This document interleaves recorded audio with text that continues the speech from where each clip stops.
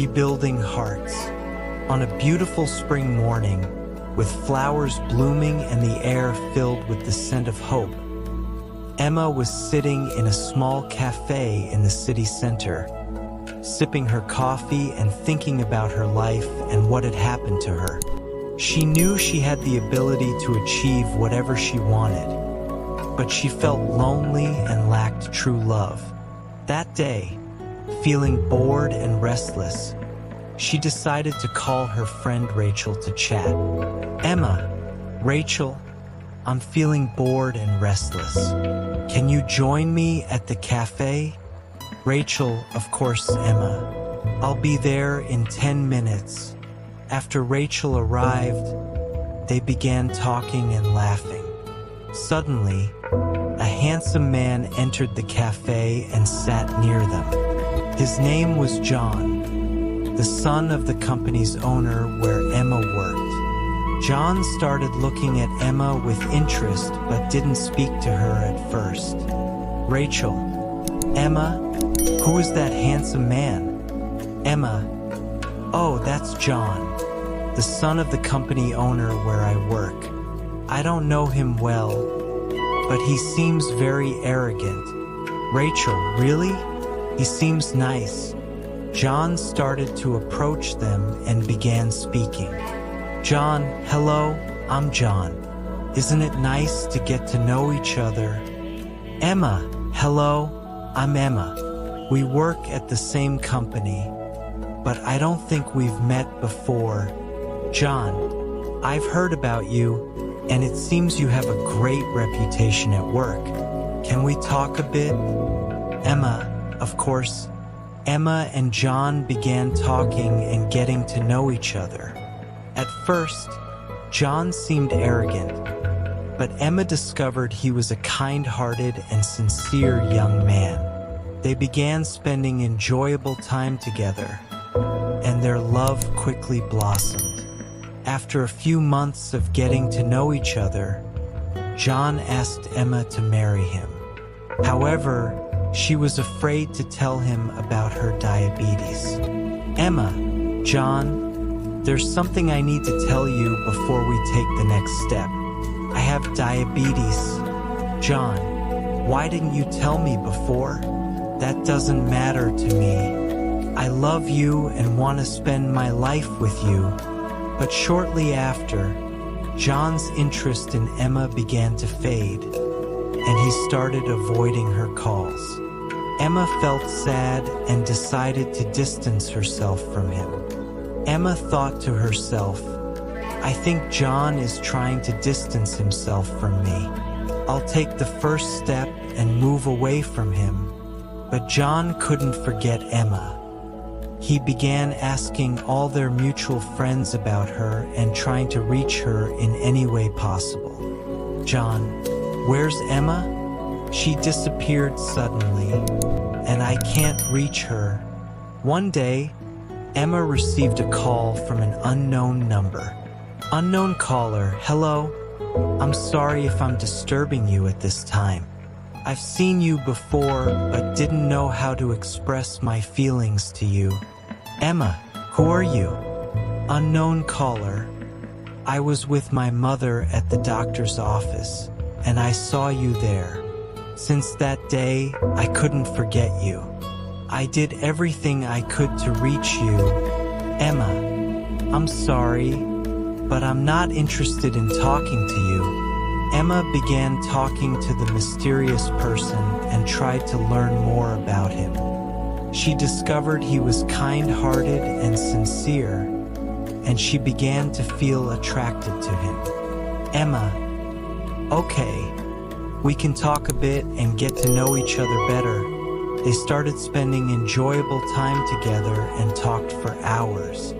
Emma felt happy and comfortable with him, and she began to feel he might be the right person for her. In the end, John decided to apologize to Emma and ask for a second chance. "John, Emma, I'm sorry for everything that happened. I couldn't forget you and want another chance to fix what I messed up." "Emma, okay, I'll give you a second chance, but you have to prove to me that you deserve it. They began working on rebuilding their relationship, and John learned to appreciate and respect Emma more.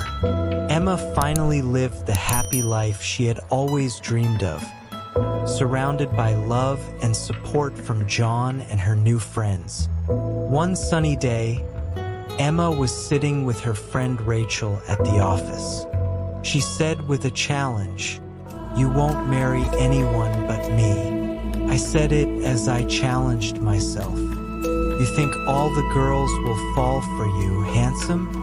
Well, I might fall for you, but I promise I'll make you crawl." Emma was daydreaming and talking to herself. Rachel noticed and said, "Hey, princess, who are you daydreaming about?" Emma responded, "Who would I be daydreaming about? No one here can steal my heart. They all look like my cousins." Their laughter grew louder, but suddenly a sharp voice interrupted. "Are we going to get to work and stop joking around or what?" Emma turned and saw it was John, the son of the company's owner, standing and looking at them seriously. She looked at him with disdain and indifference and said, "And you're the one who's going to tell us how to do our jobs?" Rachel nudged her in fear and tried to silence her, but Emma looked at John with more defiance and said, "If you want to make a scene, stay out of my way. I'm the best employee in this company, and my joking doesn't affect my work."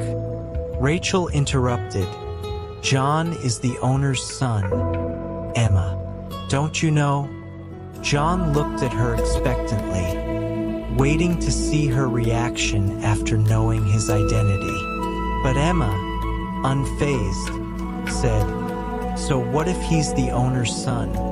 Is he the interior minister or what? I don't care. You have a job for me, tell me. But don't tell me to joke or not joke as long as I'm doing my work properly." John stood there shocked, seeing the admiration in her eyes. He said seriously, "For your information, I was talking on the phone with my earphone in my ear. I wasn't talking to you. But anyway, you're here to work, not joke around." He said it with a smile, trying to provoke her, and then left. Emma wished the ground would swallow her up out of embarrassment. Rachel laughed and said, "Wow, that was embarrassing." Emma hit Rachel on the shoulder and said, "Let's get back to work before his father comes after us." Rachel said in amazement, "We get scared, but why do you act like you're not afraid?" Emma replied, laughing, "Do you think I don't know John? I'm the one who knows him best, but I'm trying to win him over." Rachel said, "Forget it. He's charmed half the girls in America, and no one can get to him." Emma replied with a challenge, "Wait and see, just give me time." A month passed, and Emma hadn't seen John or heard any news about him. By chance, she found out he had traveled to Germany. One day, she was running late for work and rushing to catch the elevator before it went up. When she arrived, she found John in front of her. Her heart sank, but she decided to appear indifferent. John looked at her and said, "I didn't know you were so committed to your schedule." Emma responded nervously, "This is the first time in a year I've been late. It's okay. My lateness is deducted from my salary. No one has anything against me. If you don't want me here, I can find another job." John replied, "You've been working here for a year? This is the first time I've seen you. But your tongue hasn't changed a bit." Emma looked at him defiantly and said, "I only get this way with people I don't like. She smiled sarcastically and pulled out her phone to hide her nervousness. John mumbled something, and Emma quickly responded, "Did you say something?" He replied, smiling confidently, "Can't you hear me from up there? Or are you just that tall and cheeky?" Just as Emma was about to respond, the elevator door opened. She stepped out, looking at him defiantly, while Rachel stood there, shocked by their interaction. When Emma reached her desk, Rachel said, "You're crazy? Why were you looking at him like that?" Emma replied, "He thinks he's all that. I'll show him what I'm made of." An hour into work, the office phone rang. Rachel answered, and moments later, she looked at Emma in shock. "The boss's son wants to see you in his office."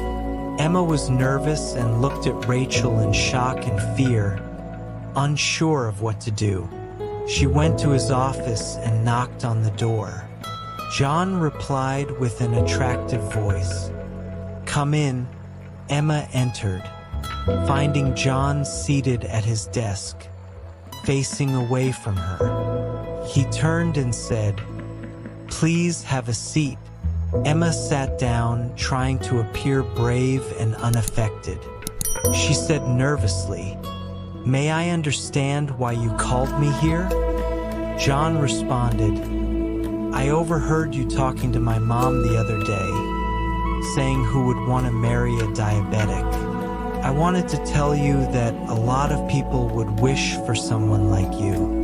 I'm very impressed by you and your personality. Could you allow me to get to know you better if it doesn't bother you?" Emma felt an indescribable happiness hearing his words. She couldn't believe he knew about her illness and went through all this effort to reach her.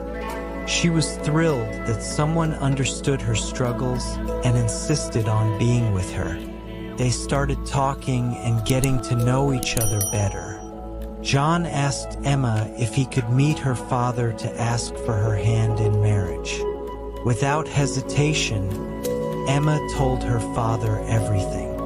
Her father understood the situation and met with John. After their conversation, they agreed to set a date for the engagement. On the engagement day, Emma was surprised to see John among the guests. He looked at her with eyes full of blame and longing.